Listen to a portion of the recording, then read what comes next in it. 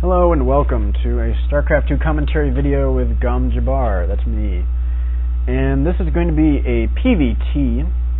I've been playing a ton of PvTs, a lot with my practice group lately, a lot of good Terrans in that group, and a lot of Terrans on ladder right now. I don't know what's going on, but I'm just hitting a lot of Terrans, so excuse me. This is a matchup I've been doing a lot.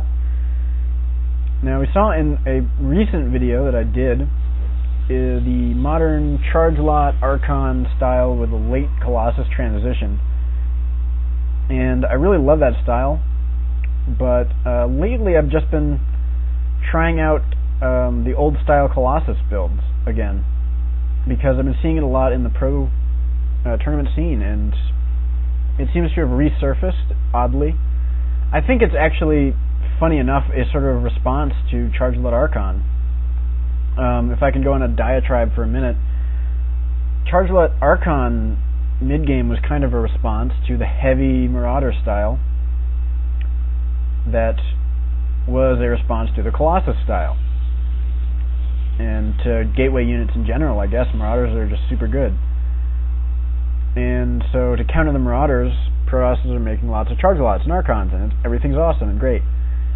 Terrans, on the other hand, figured out how to deal with this. Lately, they've been doing fine. Pretty much it involves going for ghosts early, a lot of medevacs with a lot of drops, and Marines, actually a much bigger Marine count than normal. And that increases the surface area of the Terran army, which makes Charge Lots a lot less effective, and it greatly increases the DPS per surface area that you have. And it makes the Zealots much less effective, as well as the Archons. Excuse me.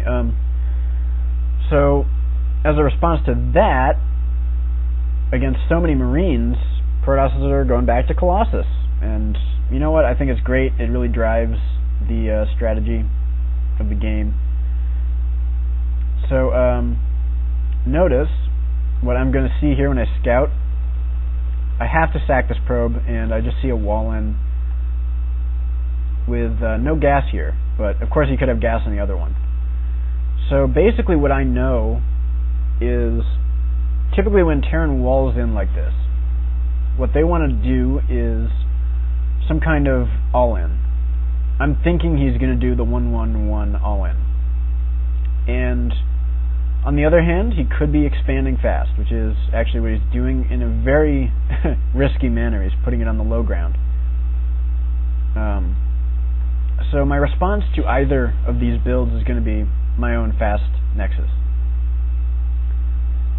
Basically, if I'm even suspecting that he's doing the Marine Tank Banshee all-in, I have to fast expand.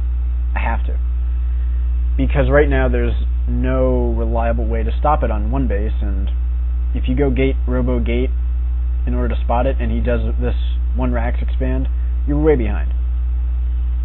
That's just kind of the current state of PvT. It's kind of silly, but there you go. So I'm going to do my expansion. I'd like to make a Zealot and Stalker before I expand, so I can pressure and defend a little easier against bio. Pressure early. So after my expo goes down, I make 2 gates and a gas pretty fast, and I'm going to make a robo very quick as well. Pretty standard follow-up to this expansion. Another thing to note is this gas. I would actually be delaying this gas if I knew he was going for a Marauder opening, like if he did a Tech Lab expand, a concussive shell expand, something like that. If I were doing this 1-gate expand, you actually want to sit on only 1 gas for a long time. You want a lot of Zealots. Because I scouted the front, and I knew he only had Marines, and this just looks like a very fast expo to me, I know that he only has Marines. He can't really get that aggressive with me, and I can get this gas faster. So I can have more Stalkers. I don't need as many Zealots. That's why taking this gas faster is safe in this particular game. So as we continue along, we see Terrans getting those extra barracks. again, I'm just going to poke up and see what he's doing. He only has one depot. One depot and one bunker at the front. So, not, the safest build that he's doing here. Meanwhile, I'm going to get a Robo Bay. It's possible, however unlikely, that some Terrans will rush to Cloak Banshee after they expand like this, or a 2-base tank push kind of thing. And you just need to get the Robo. You have to get it. If you don't get it, you have to be scouting really well, and you just have to be very careful. And besides which, what we're going to see is that I'm actually going to make use of this Robo for Colossus.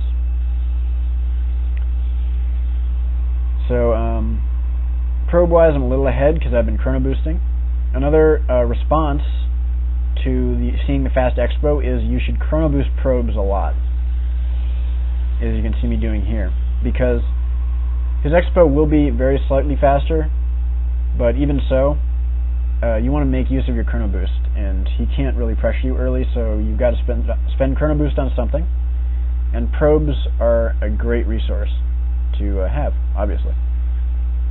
Terran's taking up to factory. He scanned and did not see anything that looked like a 6-gate, so he feels pretty safe here, I guess. But I do want to note that a 6-gate timing hits right around now, and it would crush this one bunker easily. He doesn't have stim at all, either. So, sacrificial probe there to check out what he's up to. And I get this Robo Bay pretty fast. And get my second gas. This is all just kind of standard, preferential stuff. This is how I like to open when I'm doing this, and I scout everything that I've been talking about. So, I get the observer into the base. What do I see? Everything's standard. You make sure this is a reactor, not a tech lab. You have to click the add-on to make sure of that. I see the starport. I'm totally comfortable. He's not doing mech. There's nothing crazy going on. I'm fine. Still chrono boosting probes. I don't see any pressure from him. Possible. I know that medevacs are a little ways away. They're pretty coming pretty soon, but not for a little while. So let's go back to the production tab real quick. And I'm supply block briefly, so I've got to get this. Forgot about the overlay. So I started range just before the Colossus, but they start at the same time. You start range in Colossus right at the same time when the bay finishes. I've got the spotter here to make sure I know when he's moving out. And medevacs will be coming out pretty shortly. The timing is very important to note here. Medevacs finish around when the time Colossus finishes, if he's doing a fairly standard tech route like we see here. Some players do a 2-rax medevac, which is a bit faster, and some do 4. It varies, but typically this is about the timing medevacs come out, and as we can see, you want to have your stalkers positioned in the main, and at your natural, you want your zealots and your sentries, your stuff that can't really hit air very well, and your Colossus, of course. So, what a lot of Terrans do when the medevacs hit, like right now, is they're going to, of course, scan and see what you have and make a decision based on that, but Terrans are going to drop the main and push the front at the same time. And if you commit your whole army to one or the other, and not both, then you're going to take some damage. Excuse me. Now, once I have my one Colossus, and I'm making my second, I want to start my 2 forges. This is an important thing I do every game, and I managed to spot these medevacs and deal with them over here. You only need some stalkers to deal with the medevacs, as long as you have good micro and good scouting. And of course, if you scout like every medevac and the entire army coming up here, you bring your whole army, but you don't really need more than a few stalkers. And I've almost killed one of these medevacs, so he has to back off. So I've got a double forge. I go for both ups, and from here on out in the game, let's talk about chrono boost. What I'm chrono boosting is obviously the robotics facility constantly, and the 2 forges constantly. you don't really need to chrono boost anything else. You can spend all of it on that. Terran's doing a great thing, getting double engineering bays. This is very standard and very strong. Adding on barracks. I would like to see him expand right now, because typically when you get medevacs out, that's what gives you map control and that lets you pressure. And Terran has to sit in, or Protoss needs to sit in his base, so an expansion is very strong at that timing. I, on the other hand, am making an expansion also, because here's the key for my expansion timing. After I start my double ups from the 2 forges and I've got Colossus, it's very difficult for Terran to attack head on here. You have Colossus, he needs to get his Viking count up, and he's working on it, but it takes some time, and until he has that Viking count, he should not engage you. I mean, if he does, you win. So, you are free to expand fairly early, once you have maybe 2 Colossus out, and you've got your upgrades started. So at this point, when these upgrades are close to finishing, I throw down my Twilight Council. These are things I do every game, and I pretty much owe that to Naniwa. I pretty much copied this game plan right from him. And you want the Twilight to finish so you can keep upgrading and so you can get Blink. We're going to get to that. So my 3rd base is up. Terran looks like he might start his next base pretty soon. And making another starport. Very standard once again. Terran wants 2 starports with reactors each so he can make enough Vikings. And now I've got a bunch of Colossus, Zealots, and Stalkers. I'm in pretty good shape here. And we're going to see some upgrades pretty soon, whenever I get around to it. There we go. +2/+2 starting. And we're going to see the first battle here. And we're going to look at not the greatest control on my part, to be honest. These Stalkers are out of position. You want to micro the Colossus backward and micro the Stalkers to take on these Vikings. You don't want your Stalkers hitting the bio, you want them hitting the Vikings. And there we go, I've killed off all the Vikings. I've got 2 Colossus remaining. And now we're going to see some awful micro from myself. Oh, very bad. He gets to snipe both Colossi. And now, here's what I should have done really fast at that battle. I shouldn't have lost that battle. And I haven't entirely lost it, but here's what I should have done. At this point, he's lost all his Vikings, I've lost all my Zealots. Well, most of my Zealots. The Zealots are what buffer this army. What I want to do is, first, send these Zealots back here to attack this army independently. I just want to select the Zealots, or have them hotkeyed, and attack first, in the front.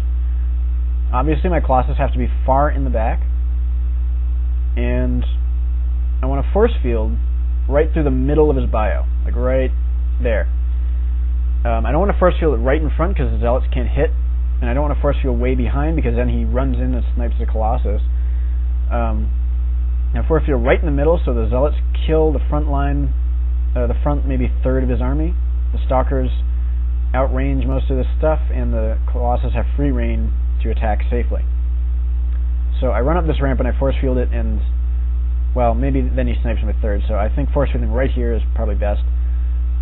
In any case, that's what I should have done. Send the Zealots in, force field the bio, and not lose so much stuff. And here's what I do instead. Zealots get trapped, no force fields go down, Colossus don't move to the back, I lose a whole bunch of stuff that I should. However,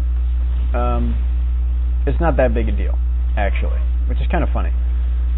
I mean, Zealot Stalker against bio in low numbers, and once their medevacs are dead, are just fine. He can't keep stimming or he's going to run out of health, as we can see here. And yeah, at this point I'm just totally fine. All of his units have no health at all because they overstimmed. And if we look at the supply count, we're basically even. Yes, both of our macros suffered a little during that battle, but they suffered about evenly, so there's not much to say. Terran has indeed made his third base, but mine of course was faster. And I'm up to 66 probes, so getting close to max saturation. 2-2 are close to finishing. I'll be starting Blink momentarily. And once I hit 3 bases, like right now, and I've got a pretty good economy, I add a second robo-bay. This is very important, and if you don't do this and you keep going Colossus all game, you're just going to lose. I'm just going to call it right now. You don't have enough Colossus, and he's going to have too many Vikings, and you're going to lose. So you need 2 robo-bays. Or you, of course, have to switch out of Colossus and go the Templar and Archon route. Or do both. But this particular game, what I'm demonstrating is pure Colossus. Nothing else, just Colossus. And how you do that. So, returning to the game, we're going to see continued scouting. I really like the Terran made the center tower. That's something more Terrans have to do. And I see this 3rd base. Pretty good. And conventional wisdom kind of says if Protoss loses their army, they're in a lot of trouble because it takes time to remake it. But you make double Robo Colossus, and you can actually replenish the Colossus count pretty fast. You're making them 2 at a time. That's awesome. Upgrades, I'm starting 3-3. Terran is at 1-1 still. He does have double engineering bays, but I have Chrono Boost. So that actually will always put Protoss ahead in the upgrades. Typically, when we're doing this style, where you notice that the Forge is a little later, but I get 2 of them, Terran will have a head start with the double eBay, but Protoss catches up pretty quickly at around 2-2, and then overcomes Terran's upgrade at 3-3 much faster. So Blink is about to finish. Why do I get Blink first instead of Charge first? Essentially, Blink helps me deal with drops. If this Terran were maybe a little bit better at multitasking, he'd be dropping me right now at all these bases at once, which is why I have some cannons up, of course. And you need to have Blink to deal with the medevac harassment.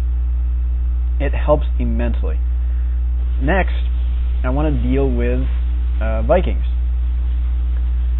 You can deal with Vikings without, I don't know what I was doing there, but you can deal with Vikings without Blink, but Blink helps immensely. It's something you really want to do.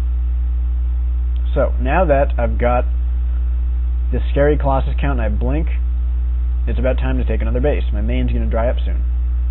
My main's very soon going to dry up. So 3-3, I should start Charge very soon. I don't quite have enough gas for it. And I'm going Dark Templar just for harassment. These Dark Templar really don't do anything at all in this game, so kind of a waste, but not that big a deal. Terran taking a really risky gold base, and I've got to be honest, I don't like taking the gold base on this map. This particular gold base is so vulnerable. We're going to ignore that. And it's so vulnerable, like this high ground ledge and the watchtower is right there. I don't know, I just don't like it. So I'm just controlling his expansions, making sure I'm ahead. And so my goal is I've got a good enough stalker count. I have 11 stalkers. I have a pretty good stalker count right now. And of course I'm maxed out. And yeah, 3-3 is done. Terran's at 2-2. You never want to be behind Terran in upgrades. So I'm getting Charge. Still upgrading shields, obviously, you got to keep upgrading. And once you have enough stalkers, you just stop making them. Just don't make more stalkers. And you want to make a ton of zealots.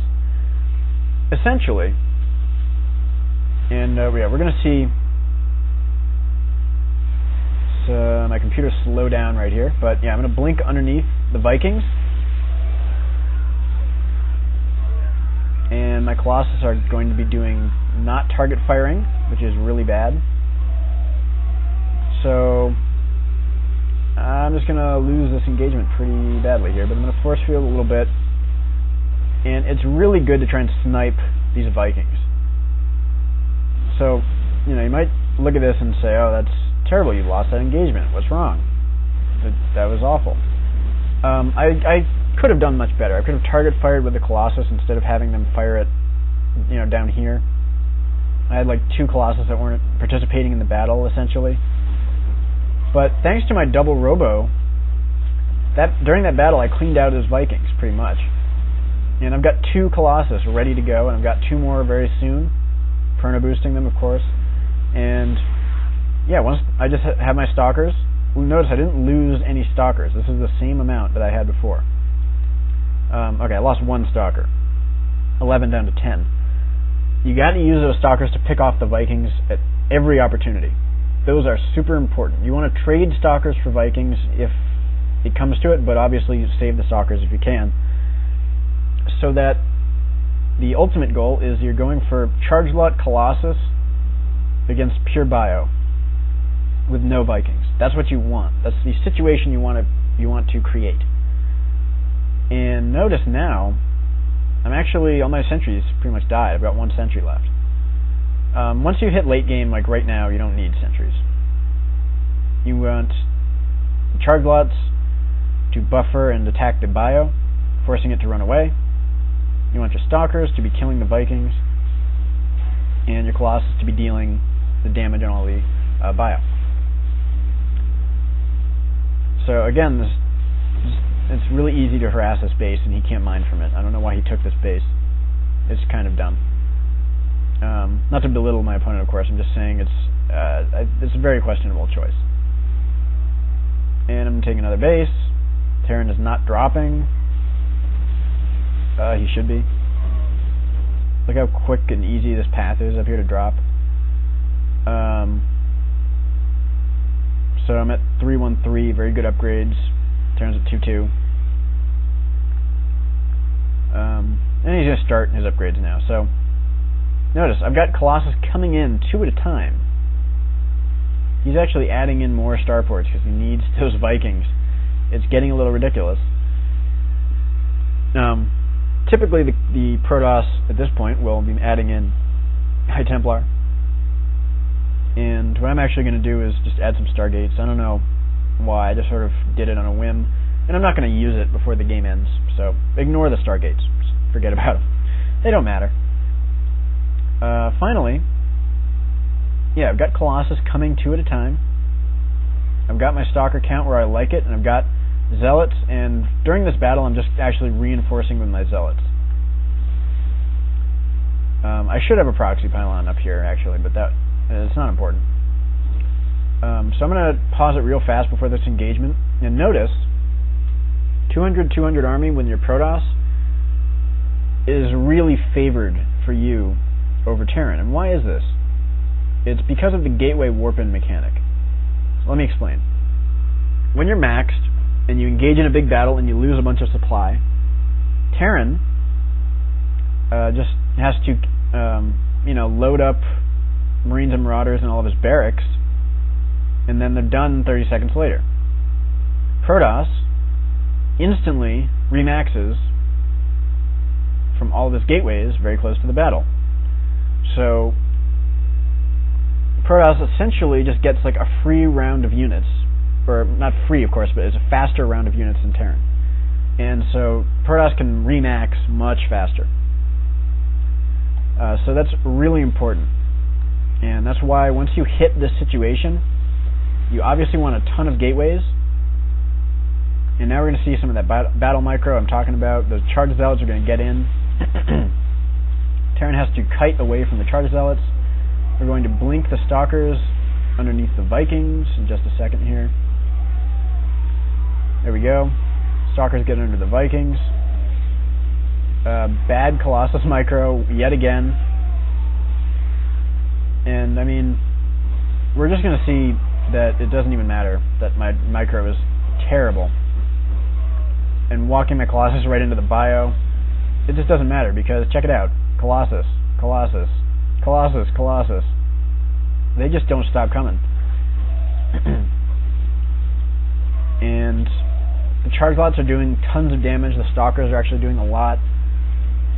Like, as soon as the Vikings die, and then you have 2 Colossus waltz right in, and you have the same number of Stalkers in the battle, and you're reinforcing with your Zealots, then you just have a huge advantage. So, you know, it's a very late game focused strategy, but it really works out great, and you're not super vulnerable. My opponent is trying to BM me and say he outplayed me, even though I'm way ahead in upgrades and bases, and his micro was certainly better than mine, but didn't really matter in this particular game. So, yeah, I do have the Templar archives. Again, I didn't make use of them. This game was just pure Colossus, basically, and you can do that, and it's awesome. So, that's going to conclude the video. Let me summarize as I always do. General ideas. You want to go Colossus off 2 base pretty fast. Double forge after your first Colossus is done and you started your second. And you want to pretty much do constant upgrades from these forges throughout the game. Take your 3rd base pretty much right at that point. Excuse me. And you're going to get Twilight Council and Blink when 1-1 is close to finishing. When you have a 3-base economy that's stable, as in you're not being super pressured or anything, you add a 2nd Robo, and you make double Robo Colossus. Once you hit the magic number of Stalkers, which is around anywhere between 10 and 15, I guess, pretty much you're just not going to make more Stalkers for the rest of the game. You're going to use Blink with those Stalkers to take out Vikings, and you're just going to make a ton of charge lots. The goal is using micro. You want the Vikings to all die, and you want to have Colossus left over with charge Zealots when the Vikings are dead. So you can absolutely trade Stalkers for Vikings if you have to. And then you're in a charge lot Colossus versus Bio situation, which is beautiful. On the other hand, if he manages, as we saw early on, to do this attack, and he does kill all your Zealots, you have to force field and use your remaining Stalkers and Zealots. And obviously, I didn't do that, but that's something you should be doing. So, yeah, so that's going to conclude this video, and I sort of want to show off that you can go Colossus all game long, and it's actually awesome. So, that's going to be it. Thanks for watching.